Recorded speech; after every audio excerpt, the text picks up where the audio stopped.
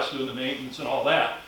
But when you do, I think they have 23 theme-related hotels, like the Space or Underworld, and they also have a large facility in Chicago that from scratch makes those uniforms. Say, hey, we got a new ride coming up, we're going to do this, that. So literally put together a program for Cintas to sell Disney World. So it's a pretty good company. The current chairman is a guy named Bob Cohemp. Guess what Bob Cohemp did? And he was the financial guy that put together all the deals when they buy one company from the next. So who do you think gave the money to build the Cintas Center? Richard Farmer? No, he's a Miami guy. He kicked in a little bit. You think Cintas did? No. No?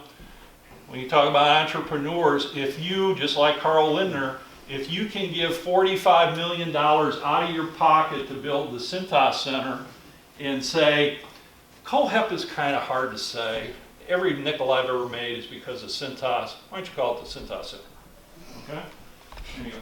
Oh, pretty good. So now we're going to one that's green.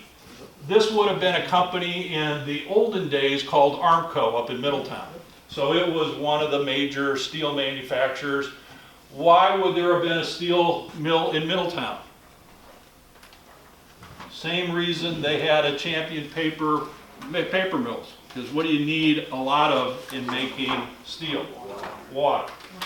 So this is their blast furnaces up there. This company I work for, DuBois Chemicals, we sell a lot of the heavy-duty cleaning products to clean a steel mill. You're going to find a place.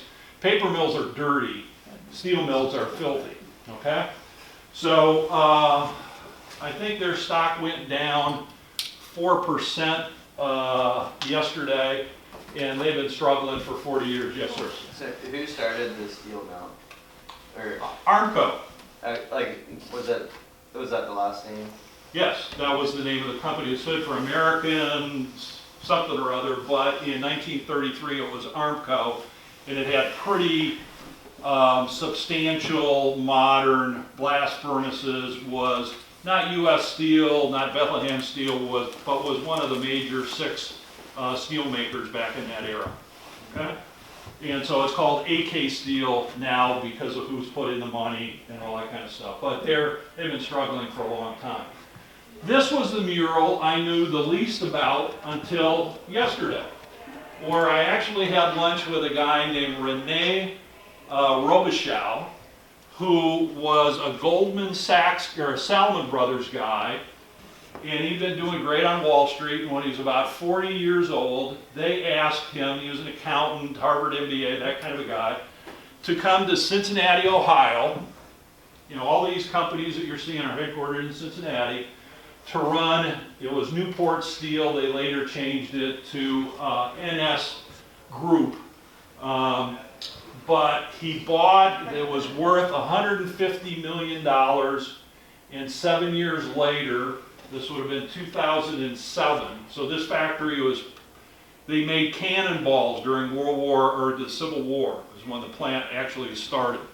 So this is 1933, they've been doing well, except it's a depression, they aren't doing so well in 1933. But he sold the company to an operation in Canada called IPSCO, and their biggest product then was a steel pipe for drilling and fracking and all that stuff. It's for $1.3 billion. So he made $1.2 billion on his transaction as the CEO over a 6-year period. And I didn't know that till literally yesterday. But if you go down the Licking River, if you want to go on a little cruise or get your paddle boat up there, the mill's on the western side, and there isn't anybody doing squat there today. So I would not recommend that you get into the steel business, but at one point in time in this area, it was a pretty good business. Now here's the one that I personally enjoy the most. So cons, how many have eaten the wiener the world's awaited? You have? Okay, come on, you guys have all eaten cons. That was the hot dog they still serve at the baseball games. Yeah. Huh? Pardon? think it has a. Mostly pork. Yeah, okay. So I want to show you why this is near and dear to me. So the next slide is why, but this is back in, this is actually Dan Hurley's slide, right? Remember they do everything but the oink. And this is actually watching him slaughter a pig. Back in the olden days when I was doing it, it was more a mass production kind of thing.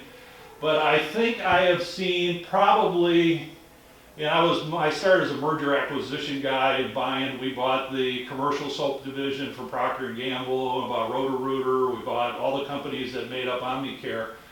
But they said, hey, if you want to run this division, you better know what the hell we're doing. And so I probably saw 300,000 oinkers meet their maker over my career.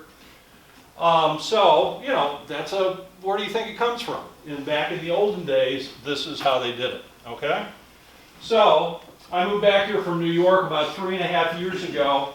Anybody know where Lido Place is? The high-rise on the river, or on the eastern side, would have been within spitting distance of Lido Park.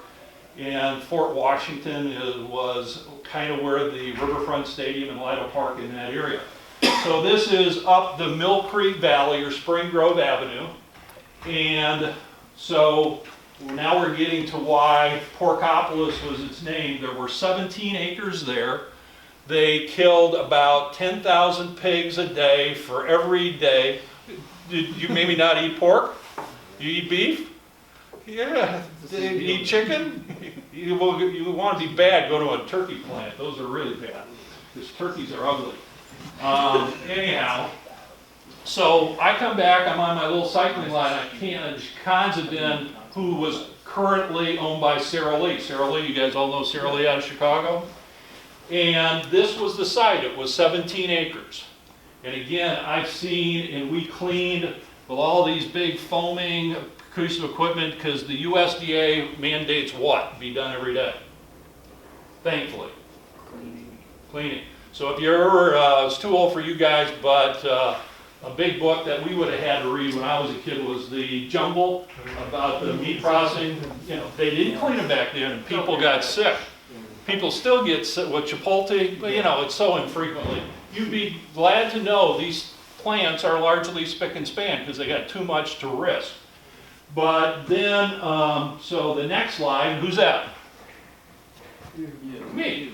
So I thought that was cutesy. So I'd spend all this time in these cons plants, and they knocked down the stadium I played with, they knocked down a meat packing plant, all that kind of stuff. But Porkopolis was really, the cons plant was built in 1833. There had been hundreds, maybe thousands of meat packing plants. You know what the original meat packing plants were? Riverboats. And when they weren't quite as sophisticated, where they used everything in the oink. So what do you think they did after they killed the pig and they had residue that they couldn't sell? Throw it into the river, and guess who had a lovely breakfast? Louisville. All right? So you got pig's heads floating down the river and all that kind of stuff. And Eggleston Avenue, any of you guys know where you go to Sawyer Park down on the riverfront? I know where Sawyer is. Yeah, so that's the one on the east, where the new Smale Park is the one on the west, over by the stadiums. Anyhow, one of the roads that kind of goes north and south is called currently Eggleston. It used to be called Bloody Lane, because they'd slaughter the pigs. It went downhill, and where do you think it went? Huh? To Louisville. After it did what? Goes in the Ohio River. So you guys think it's, pollution, terrible. It ain't even close. It's so much better. So, now you really enjoying this lecture? Yeah. So it gets a little better. This you won't have any problem with. Somebody brought this up not too long ago. In 1837, two guys, Procter & Gamble, one Irishman, one Englishman, came to Cincinnati. And what do you think those two products had common as far as a raw material? Fat. Yeah. Okay? And why was there a lot of fat here? It killed a lot of pigs, right? So if you are in India, you're in Indonesia, so Procter & Gamble used a lot of that material to make their products. What did Unilever use when it was European and Asia-based company? Particularly have, well, a lot of it was Muslim world. They weren't killing any pigs. Palm oil, okay? So it's fat, okay? Integral part of the process. So I told you I worked for Unilever too, also as part of my career when they bought us. But all these things were vegetable oils, animal fats were big source of raw material. Okay. So one of my first speakers I ever had was a fellow that I played actual high school football, basketball, and golf together in a place called Appleton, Wisconsin, up in Green Bay. He played for Northern Illinois, I played Xavier. He was one of the 10 highest ranked Procter & Gamble executives up until about 7 years ago. He ran P&G Pharmaceutical. Did your grandma have arthritis? Where ladies kind of get hunchback in their old age. They had a $1 billion product called Actinol that makes them stand up straight, prevents bone loss and all that kind of stuff. So anyhow, this is the definitive approved history of about 10 years ago from Procter & Gamble. Okay, another great book, except Tom would have to get it from me because I got it, the electronic version, which they gave me, and 3 of my students 2 semesters ago got the last 3 copies in existence, and I have 2. Anyhow, do you know, how many of you have been to the Coca-Cola Museum in Atlanta? Okay? Fun place, right?